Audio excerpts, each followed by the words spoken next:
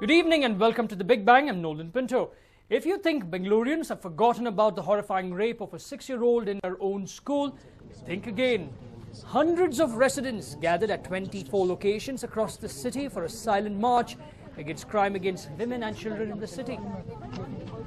That's why if you can, I'd like to just say 20 seconds. Well, the prominent places were at Sajapur, Adugodi, MG Road, Whitefield, especially Marathali, in front of the school itself.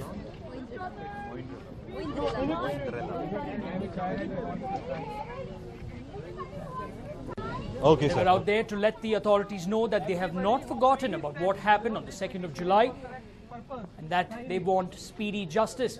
They're also there to state that justice delayed is in fact justice denied. That's the reason all these residents came out there, silent candlelight protest, to let the authorities know that they mean business.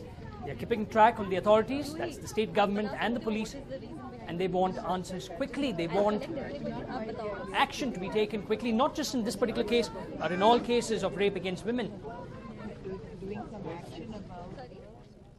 we have with us the person who organized this particular protest at Vibgyor. Her name is Oindrila. Let's ask Oindrila, why did she in fact organize this and what made her to come out today and protest? Oindrila, what made you come over here? My daughter doesn't study in Vibgyor High, but I do have a daughter and I don't want this to happen to her and then come out on the street. So, it's time we take a stand.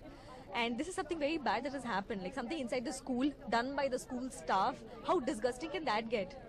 You're organizing this in 24 places. 24 places. So the idea, who came up with this idea of 24 places in which simultaneously you have this kind of, is there an idea of some sort of creating an awareness and things like that? Yes, there is definitely an idea of creating an awareness that, there are people with children and senior citizens in their family who cannot really come down to Marathali all the time to protest.